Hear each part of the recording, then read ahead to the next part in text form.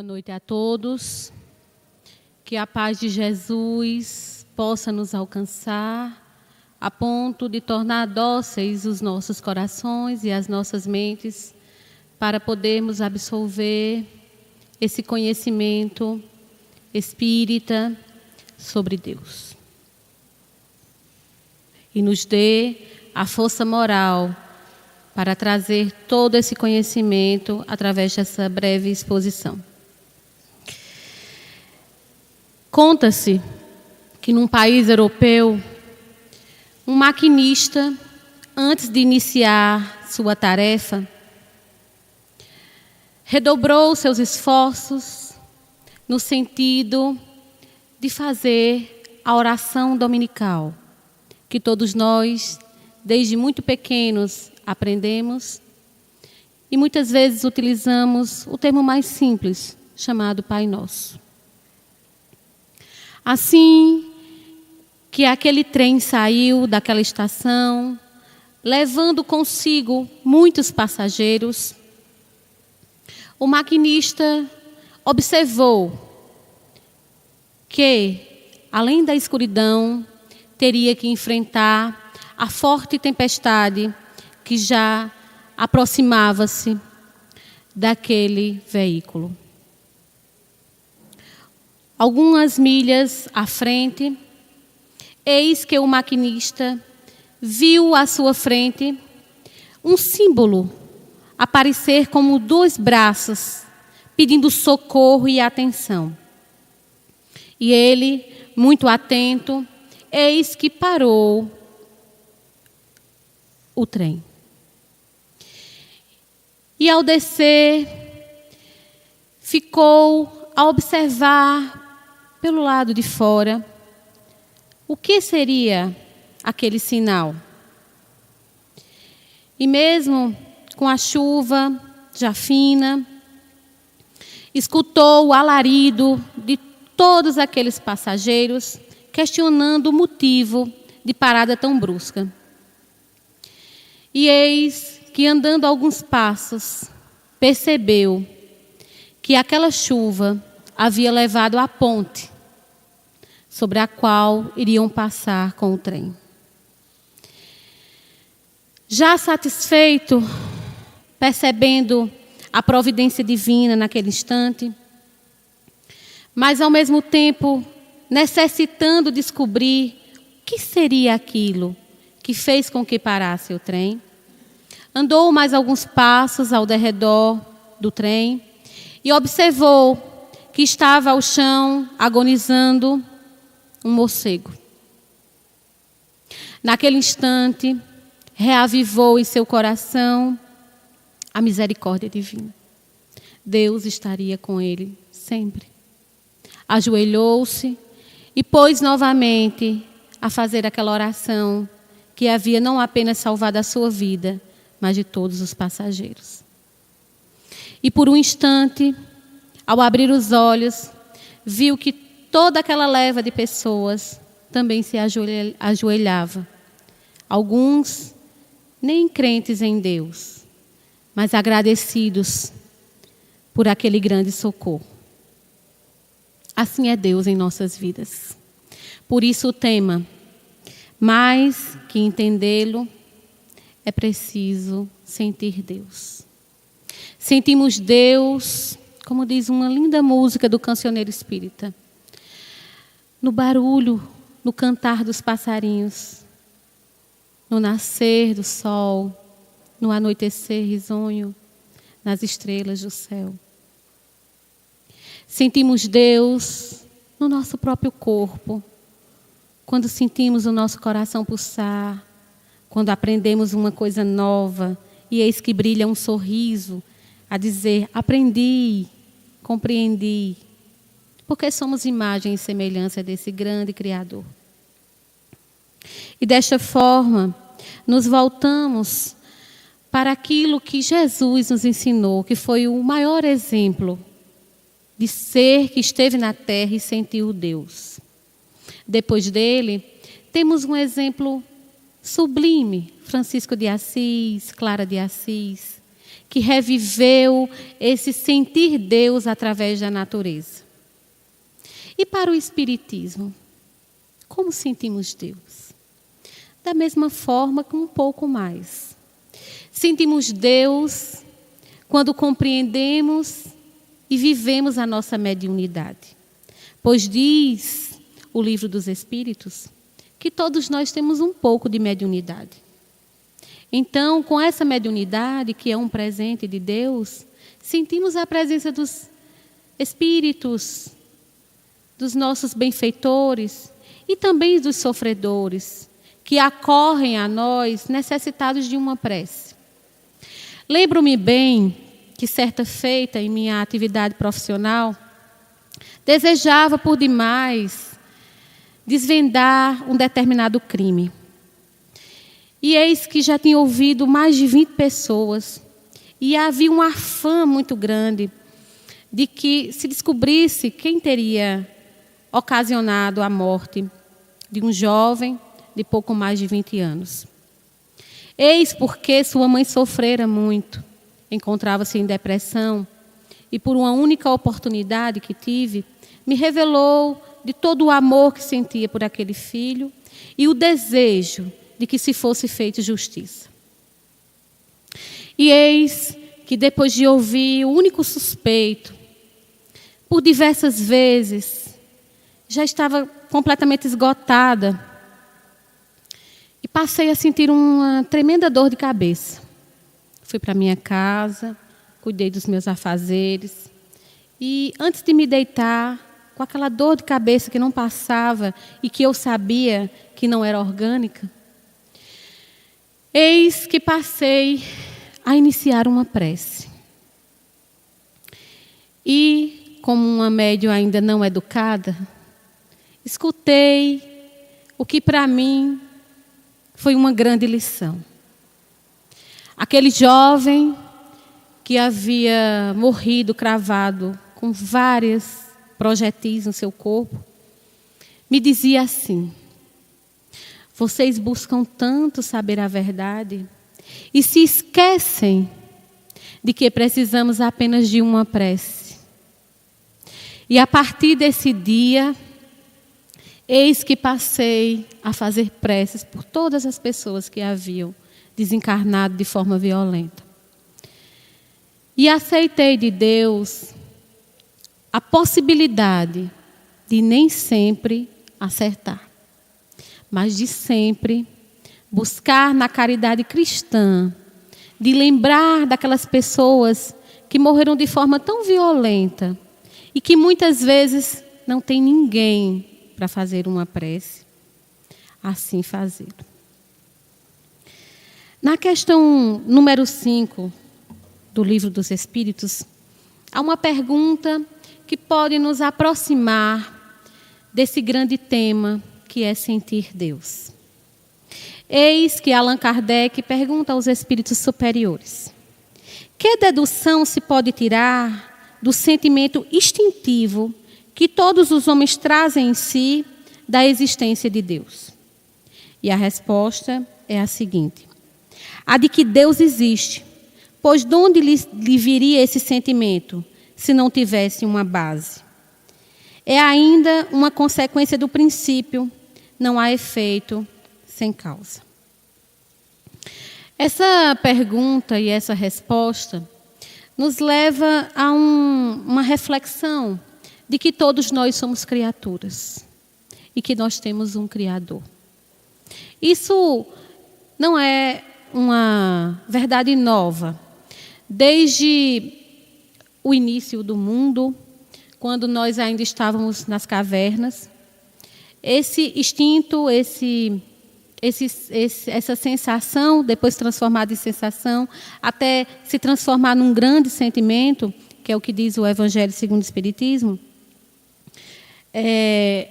ele vai surgindo lá nesse momento. E, para e passo, vamos avançando e vamos acreditando e sentindo a presença desse Criador, desse Pai que nos quer bem. E dessa forma, nos lembramos do livro Filhos de Deus, da nossa mentora espiritual, Joana de Ângeles. E nesse livro existe uma das mensagens que chama-se Recanto Seguro. É uma das mensagens mais lindas. Inclusive, sugiro para aqueles que não têm muito tempo de ler, que adquiram o audiolivro. Uma vez que todos nós percorremos algumas distâncias na cidade, e nesses curtos espaços é possível que tenhamos essa possibilidade de chegarmos um pouco mais perto de Deus através de mensagens tão maravilhosas quanto desse livro. E nesse livro, essa mensagem Recanto Seguro, a nossa mentora espiritual nos propõe que todos nós encontremos esse recanto seguro dentro de nós. Quer seja numa paisagem, quer seja num local de nossa casa, quer seja num sorriso de uma criança, até mesmo na dor de alguém, porque assim encontraremos e sentiremos a presença de Deus em nós. Em seguida, na questão número 6, Allan Kardec pergunta: o sentimento íntimo que temos da existência de Deus não poderia ser fruto da educação, resultado de ideias adquiridas? E a resposta que vem é a seguinte: se assim fosse, por que existiria nos selvagens esse sentimento? E Allan Kardec ainda comenta que caso esse sentimento não fosse universal, nós não o teríamos justamente nos selvagens. E essa semana, quando estávamos terminando a preparação dessa exposição, recebemos via WhatsApp uma mensagem muito significativa que vem a exemplificar essa questão número 6.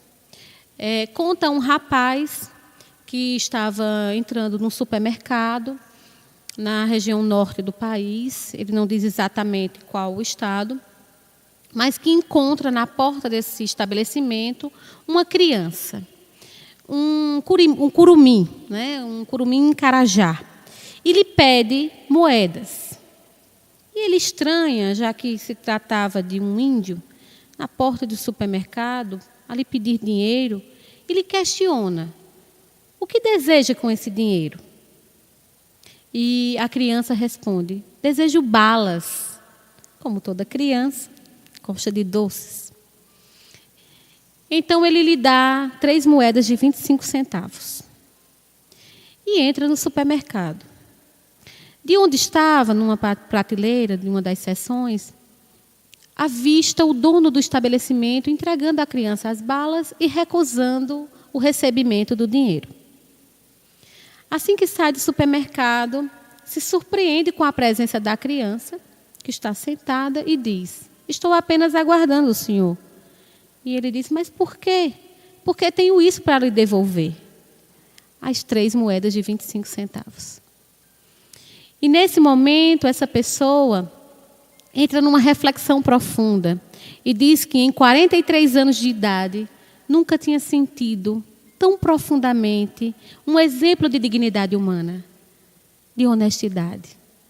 E isso é justamente o instinto de que há alguém que nos vê, que há alguém que cuida de nós.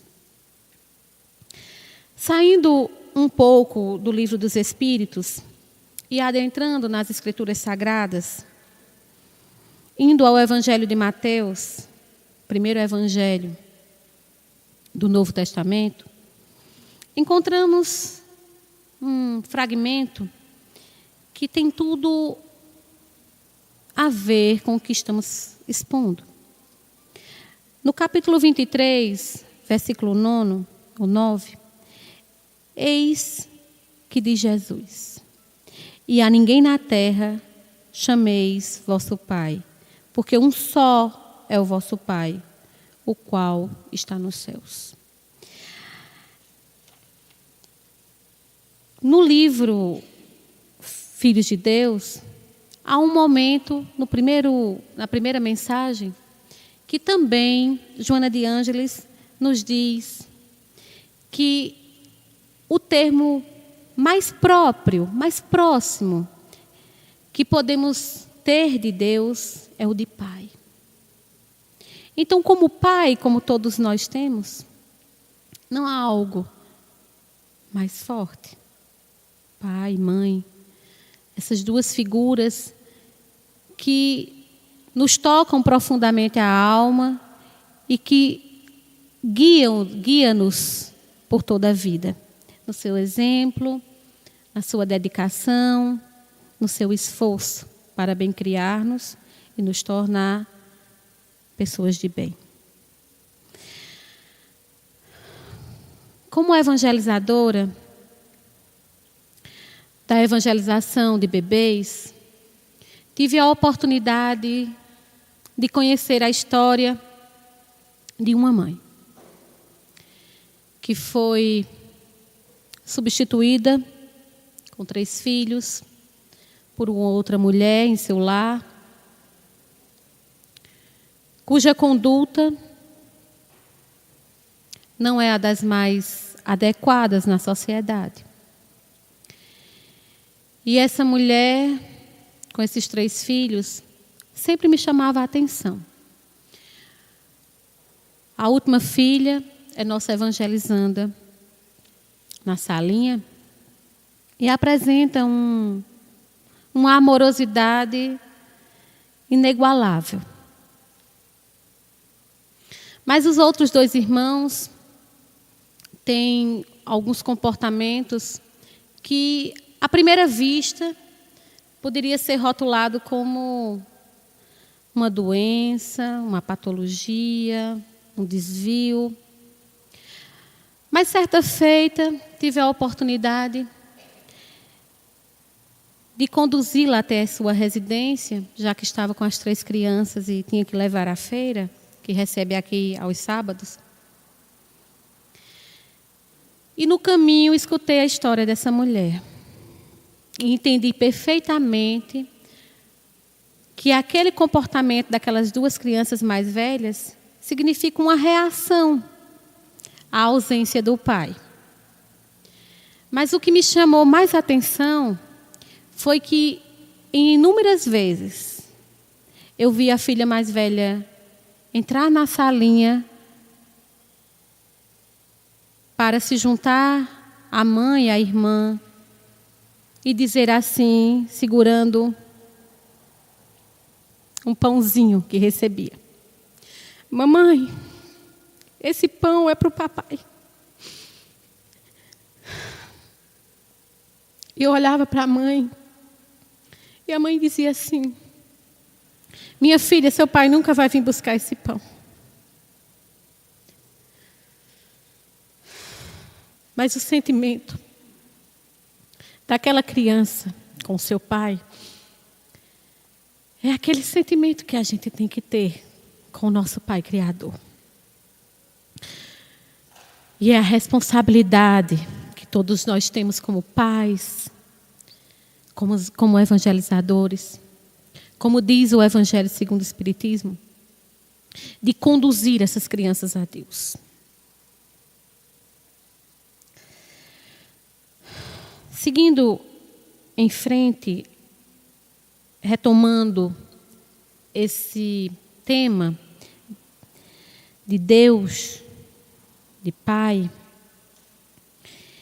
eis que nos Estados Unidos, 2 pesquisadores, através de uma pesquisa científica, conseguiram descobrir que havia no cérebro humano uma luminosidade,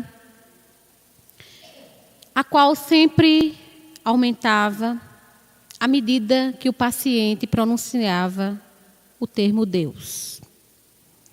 E com isso, eles concluíram que aquela luminosidade, aquele ponto que aparecia no cérebro, era o ponto de Deus. Uma outra pesquisadora física, Dana, anos depois, conseguiu concluir que essa luminosidade nada mais é do que uma reação do que ela entendeu se tratar de inteligência espiritual. E Divaldo Pereira Franco, no livro A Nova Geração, a visão espírita sobre as crianças índigo, ele diz que essa conclusão de pesquisas científicas não faz com que a ciência diga que exista espírito, mas sim que o espírito não é uma produção do cérebro, e sim que o cérebro consegue decodificar, através dos neurônios, o espírito. Seguindo à frente, e ainda na Bíblia, vamos passar pela Epístola de João, a primeira epístola, no capítulo 4, inciso 8, desculpa, já ia para a minha área, falar de inciso, ao invés de versículo, me perdoe. A força do hábito. No versículo 8, eis que consta o seguinte texto: aquele que não ama não conhece Deus, porque Deus é amor. Essa já é uma outra significação de Deus. Uma significação que decorre justamente desse primeiro ponto que falamos sobre Deus como Pai. Sentir o amor de Deus, sentindo Deus. Precisamos desenvolver essa capacidade de amar. Diz o Evangelho que mesmo amando uma planta, um animal, já estamos desenvolvendo esse grande sentimento. Porque no início temos apenas instintos. Depois passamos a ter sensações, até alcançarmos o sentimento. E com isso, lembramos, para exemplificar a ideia do amor, de um músico de Curitiba, espírita, chamado Plínio de Oliveira. Esse homem é um grande exemplo para o espiritismo brasileiro. Um homem que não apenas compõe, canta, mas também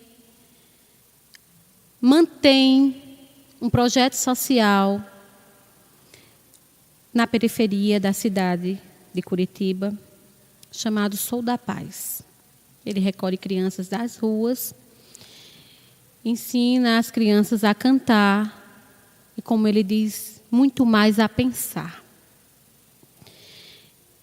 E essas crianças formam um coral que se apresenta pelo Brasil inteiro. Plínio de Oliveira foi uma criança que foi criado pela sua avó paterna, mas que tem uma história de vida que representa alguém que ama a Deus e que expressa esse amor de Deus em tudo que faz. Conta ele que sua mãe, ao nascer, viu seu pai abandonar o lar por ser alcoólatra. Com algum tempo depois, sua mãe vem a suicidar-se. E Sílvia, a mãe de Plínio, passa a viver com a avó. Só que essa avó era esquizofrênica. E por diversas vezes, sua professora chegava a lhe pedir para ajudar, porque a avó estava correndo ao redor da escola despida. Logo depois, essa jovem passa por uma grande dor. Um tio seu a abusa. E frente a tantos sofrimentos e a escassez de alimentos, Silvia decide ir para a rua. E na rua, com 12 anos de idade, conhece e se apaixona por um rapaz. Aos 13 anos, dá à luz a Plínio. E o pai não assume aquela criança, porque simplesmente dizia: você é uma menina de rua, vive com tantos, como vou saber que esse filho é meu? Plínio, como disse, foi criado pela avó paterna e se torna esse grande músico, esse grande representante do amor de Deus na terra. E conta Plínio que certa feita, em 2004, quando surgiu o coral, um jovem chamado Lucas perguntou para ele, ao vê-lo fazer uma prece ao iniciar o trabalho: tio, é preciso acreditar em Deus para participar desse trabalho? E ele disse: não, por que, Lucas? Você não acredita em Deus? E Lucas disse: não, eu não acredito em Deus. Porque se eu acreditasse em Deus, se Ele realmente existisse, não existia tantos males na terra. E diz Plínio de Oliveira que aquilo o comoveu profundamente, porque ele ficou a se questionar qual mal teria tocado aquele jovem com apenas 14 anos de idade. E para fazê-lo pensar, disse: Lucas, se tu não crês em Deus, como é que tu pensas assim? De onde surgiu o sol, as estrelas e uma célula que se multiplica diversas vezes, milhares de vezes? E como é que ela vai saber se ela é uma célula da unha, ou do cérebro, ou da perna? E Lucas disse: mas eu não acredito. E Plínio, com todo o amor de Deus que tem no seu coração, disse para ele: bem, para participar do Coral da Paz, você pode não acreditar em Deus, mas você tem que acreditar em você. Você tem que acreditar no seu sonho.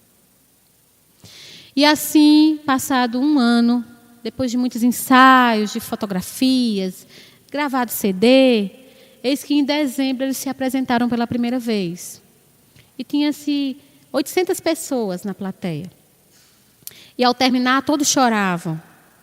Plínio chorava desconsolado, muito feliz. E ao se aproximar de Lucas, perguntou para ele: Lucas, e aí? Você já acredita em Deus? E Lucas responde: em Deus não, mas eu já acredito no amor. E isso é o que realmente conta. Porque mesmo que os nossos mais próximos não acreditem, não sintam a presença de Deus em sua vida, que sejamos nós esses exemplos de que Deus é bom, de que Deus é misericordioso e que Ele quer sempre o nosso bem. Seguindo à frente, no livro do Evangelho segundo o Espiritismo, existe uma instrução dos Espíritos, o Espírito Lázaro, sobre a lei do amor, que diz no final que justamente além do amor existe uma palavra que toca profundamente a todos nós. E essa palavra é reencarnação. Pessoalmente, essa palavra me aproxima muito de Deus. Porque tenho uma convicção de que a cada nova existência há uma nova oportunidade. E isso é um exemplo do amor de Deus. E se nós estendermos um pouco mais a nossa reflexão e formos para mais próximo daqueles que mais amamos, vamos entender que o amor de Deus é maravilhoso, porque temos próximo de nós aqueles que nos foram caros, aqueles que em outras existências, que não conhecíamos essa grande verdade da reencarnação, para nós era como se tivéssemos perdido aquele grande tesouro. A cada corpo sepultado, era como se uma porta tivesse se fechado para sempre e que ficasse apenas as lembranças, assim nos diz o materialismo. Mas essa palavra reencarnação é justamente uma palavra que o Espiritismo nos traz para compreendermos como esse amor de Deus é gigantesco. E isso me faz lembrar um filme. Minha Vida em Outra Vida. Muitos de vocês já devem ter assistido esse filme. Mas o que mais me toca naquele filme é aquele momento em que uma mãe, que tinha sofrido por demais com um esposo violento, tinha tido vários filhos numa vida passada. E essa criança, uma das crianças mais velhas, Sônia, era aquele filho que se aproximava mais dela, que era cúmplice, que era companheiro, que estava ali sempre muito perto, nos momentos mais difíceis, que trabalhava e escondia o dinheiro para o pai não ver e levava para a mãe escondido. E tem um momento no filme em que o pai, muito agressivo, tinha deixado uma armadilha para prender uma lebre selvagem. E a mãe já na 4ª ou 5ª gestação, se não me falha a memória, na 5ª gestação, já muito debilitada, que o médico tinha dito que não podia mais ter filhos, frente às gestações muito próximas, vai até o local onde estava a armadilha com seu filho, e ele, trêmulo, vê aquele animalzinho tão bonito, tão lindo para uma criança, preso, e sabia que o pai, ao tocar aquele animal, iria matar, iria vender a sua pele, comer a sua carne. Olha para a mãe, extremamente angustiado, sem saber o que fazer, e por alguns instantes fica sem saber exatamente qual resposta dar ao pai, que já gritava e perguntava se havia ou não prendido o animal. E a mãe olha para ele e diz: faça aquilo que você quiser. E naquele momento aquele animal corre e ele diz: não, papai, não tem animal nenhum aqui. O tempo passa, essa mulher desencarna e eis que essa mulher nasce nos Estados Unidos. E de repente ela passa a ter visões. E aquilo vai tomando uma proporção que ela vai se esquecendo do que ela tem para fazer em casa, da vida que ela tem. Ela está gestante pela 2ª vez, até que ela procura um médico e decide ir até a cidade onde ela teria tido essa vida passada. E lá, nessa cidade, ela encontra Sônia, já idoso. E ela tenta por diversas vezes convencê-lo de que ela era a mãe reencarnada. E ele não acredita de forma nenhuma. Mas existe um momento muito bonito no filme, que é exatamente quando não havia mais chance nenhuma de haver o reencontro daquela família, de que a verdade fosse esclarecida. Eis que ela vai ao seu próprio túmulo. E lá está Sônia, que ia diariamente levar flores. E quando ele a vê, simplesmente se afasta e vai andando a passos vagarosos, já idoso, por perto de 90 anos, provavelmente. E ela diz: Sônia, eu estava com você naquele momento do coelho. Você lembra? E eis que naquele momento o elo volta a realmente se reconstruir. Então, reencarnação é esse grande presente, essa grande dádiva de Deus para sentir a presença dele em nossas vidas. Seguindo mais um pouco, já perto da nossa conclusão, nós gostaríamos de exemplificar uma outra palavra que para nós espíritas nos faz sentir Deus. Que aí eu volto para a minha introdução, que é a mediunidade. Na mediunidade, nós não temos a possibilidade de questionarmos se Deus existe ou se Deus não existe, porque nós já estamos sentindo a presença de Deus através dos espíritos que se cercam de nós. E eu gostaria muito de trazer a história que, na verdade, eu iria trazer na primeira exposição, mas não teve a possibilidade de assim fazê-lo. Que é a história de uma pessoa da minha cidade, a cidade aqui muito próxima de Soledade, que perdeu seu filho muito jovem. Assim diz as pessoas que não compreendem o espiritismo, né, que perdemos, mas nós nunca perdemos. Na verdade, ele foi para uma outra dimensão. Mas que para ele, naquele momento, foi uma perda gigantesca. O único filho, um rapaz que estava se preparando para fazer medicina, um pouco mais de 20 anos. E eis que essa pessoa e sua esposa ficaram completamente desolados com a morte desse jovem. E certa feita alguém se aproximou, falou de Chico Xavier, e ele resolveu fazer uma viagem a Pedro Leopoldo, ele e a esposa. E ele me contou que no dia que ia viajar só existia um voo saindo da Paraíba. E nesse dia estava chovendo muito. E ele ligou para a companhia aérea informando que não iria fazer a viagem porque estava chovendo. E a pessoa disse, não, o piloto já sinalizou que vai haver o voo, mesmo com a chuva, porque existe uma previsão de que a chuva vai passar. E assim, eles foram. Seguiram até Belo Horizonte.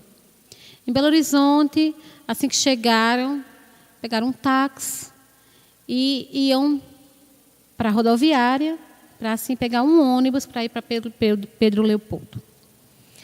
E o que aconteceu que ele visualizou alguma coisa numa placa e ele disse, é muito próximo aqui Pedro Leopoldo. E a pessoa disse, mas o senhor vai de quê? Eu não vou de ônibus. Ele chegou, né, e muito próximo já tinha reservado vagas no hotel, já que sabia que só existia um ônibus para essa cidade. Mas assim que chegou, alguém disse para ele, olha, não se preocupe, porque existe só 2 vagas no ônibus e as 2 vagas de vocês. E aí ele foi para a cidade e ele disse que se hospedou na casa de um espírita.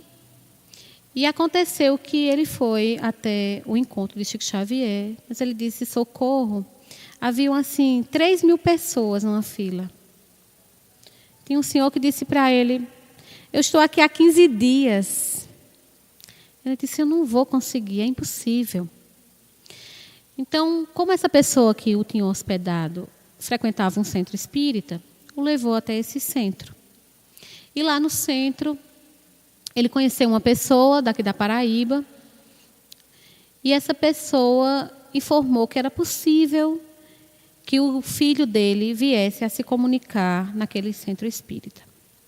E assim aconteceu. E eu lembro da alegria dessa pessoa me contando quando recebeu a carta de seu filho.